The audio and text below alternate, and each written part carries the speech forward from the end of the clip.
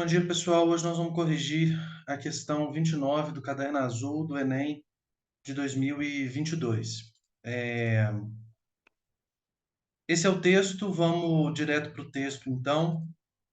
É um texto do Machado de Assis, do romance Esaú e Jacó, o penúltimo romance do Machado. Vamos ler o trecho, e vamos comentá-lo. Ele começa dizendo assim: Bárbara entrou enquanto o pai pegou da viola e passou ao patamar de pedra, à porta da esquerda. Era uma criaturinha leve e breve, saia bordada, chinelinha no pé. Não se lhe podia negar um corpo airoso. Os cabelos, apanhados no alto da cabeça por um pedaço de fita enxovalhada, faziam-lhe um solidéu natural, cuja borla era suprida por um raminho de arruda. Já vai nisto um pouco de sacerdotisa. O mistério estava nos olhos. Estes eram opacos, não sempre nem tanto que não fossem também lúcidos e agudos, e neste último estado eram igualmente compridos, tão compridos e tão agudos que entravam pela gente abaixo, revolviam o coração e tornavam cá fora, prontos para nova entrada e outro revolvimento. Não te minto dizendo que as duas sentiram tal ou qual fascinação. Bárbara interrogou-as. Natividade disse ao que vinha e entregou-lhe os retratos dos filhos e os cabelos cortados, por lhe haverem dito que bastava. Basta, confirmou Bárbara. Os meninos são seus? São. Esse trecho aqui, para quem leu o romance, é o primeiro capítulo do romance, quando a Natividade vai fazer uma consulta na cabocla do castelo, né, no Morro do Castelo, para averiguar o destino dos seus filhos, dos gêmeos, o que vai ser o assunto do romance. Isso, no entanto, não interfere na resolução da questão. A questão não é sobre como que esse trecho interage com o resto do romance. A questão é sobre esse trecho. O trecho tem três momentos assim, e dois deles são os que vão interessar para a resolução da questão.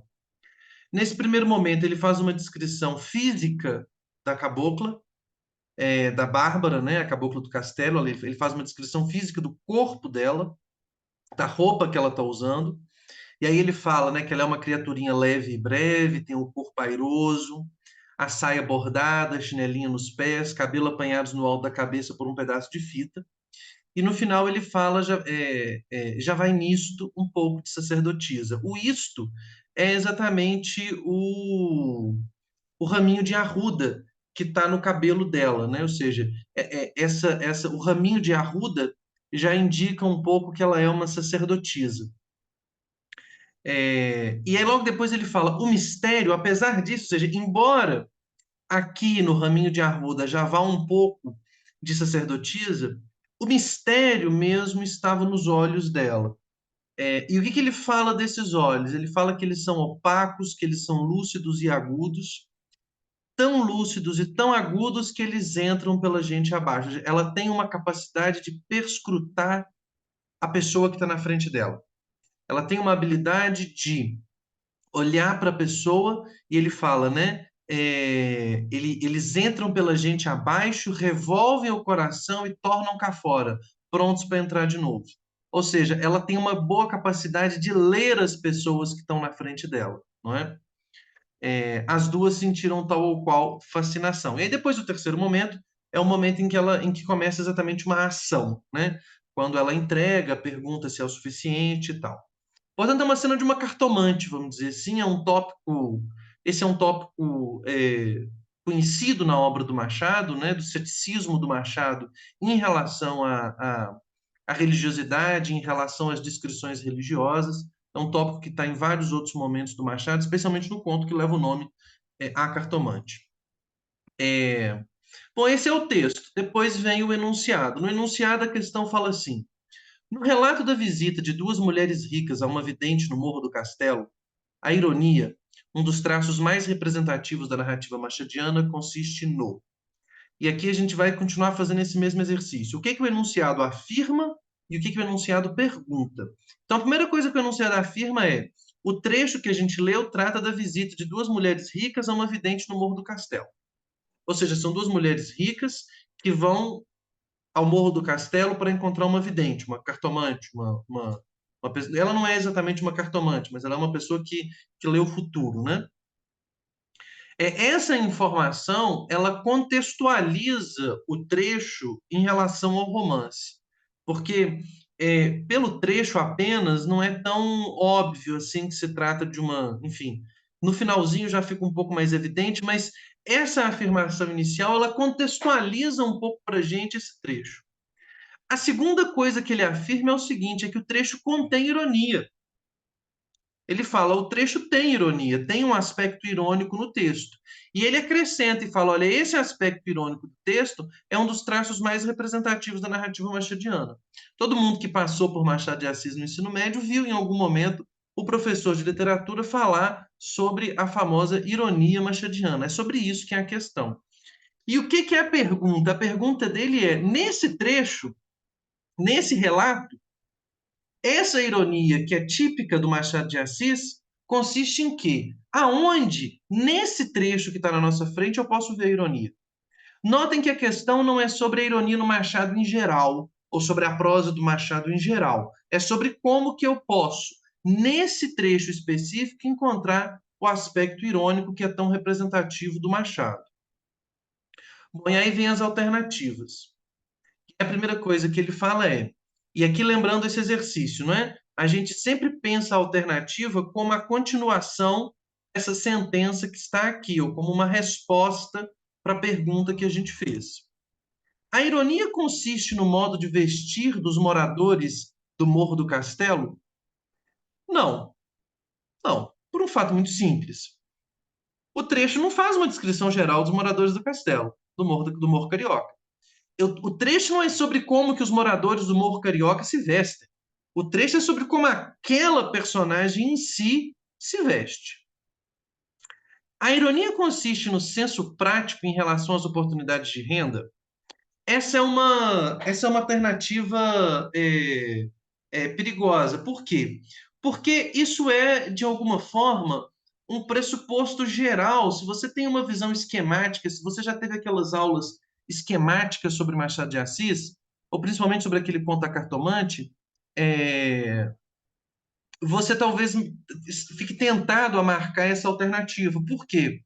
Porque, de alguma forma, a ironia do Machado nos revela exatamente o quê?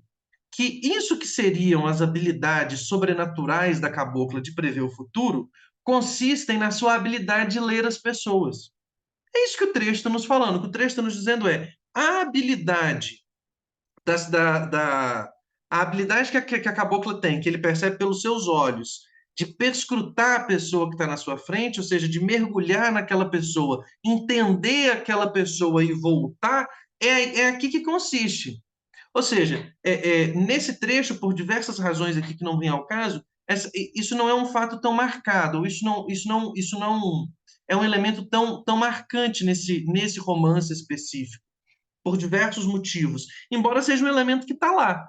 Porque o que ele está falando para a gente a gente poderia, se a gente fosse fazer uma super leitura do trecho, ou seja, se a gente fosse ler o trecho para além daquilo que o trecho nos permite ser lido, a gente poderia falar que esses olhos da cabocla, eles vão lá para, eles fazem isso para quê? Para poder ler a pessoa, dizer aquilo que a pessoa quer ouvir e poder ganhar dinheiro a partir daquilo. Mas não é isso que está sendo dito no trecho. Isso não está dito no trecho. Isso é uma superinterpretação do trecho. Não tem exatamente uma referência no trecho a que é uma oportunidade de renda, ou a ideia de que ela faz isso para ganhar dinheiro. Não tem isso aqui. Isso tem lá no Conta Cartomante, tem em outros momentos da narrativa, tem outros elementos da narrativa que podem nos indicar alguma coisa nesse sentido, mas não está no trecho. Não está no trecho, ok? Muita atenção a isso. C. A ironia consiste no mistério que cerca as clientes de práticas de evidência? Não. Porque, mais uma vez, vejam como que a alternativa está jogando com uma interpretação equivocada. Porque lá no trecho, realmente, ele fala do quê? Ele fala de um mistério. Mas o mistério não é das clientes que frequentam as videntes. O mistério é da vidente, o mistério é da cabocla do castelo. O mistério é da Bárbara. O mistério não é das clientes. Observem que as alternativas são construídas para as interpretações levemente equivocadas. As alternativas não são aleatórias. E a ironia consiste no misto de singeleza e astúcia dos gestos da personagem. Ora, é exatamente isso. Ou seja, a personagem é descrita como alguém leve e breve, portanto, ela é singela, ela não está super caracterizada, como, por exemplo, a personagem do conto A Cartomante vai estar. Mas os seus movimentos, principalmente o movimento dos seus olhos, são marcados pelo quê? Pela, pela compreensão da astúcia daquelas pessoas que estão ali. Ela é astuta, ela é capaz de compreender as pessoas, ela é capaz de compreender os seus clientes para poder dizer aquilo que, para poder mediar aquilo que ela vai dizer para os seus clientes. Ou seja, é exatamente aqui que está o ponto, na letra D.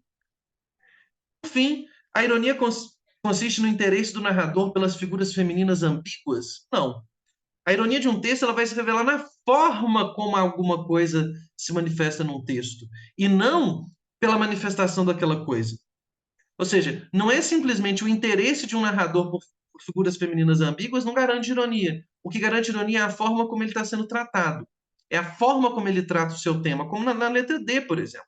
Na letra D, o que ele está falando é o narrador trata faz uma descrição física dela que tem um pouco de singeleza, mas na hora que ele vai descrever os gestos, tem uma astúcia nesse gesto.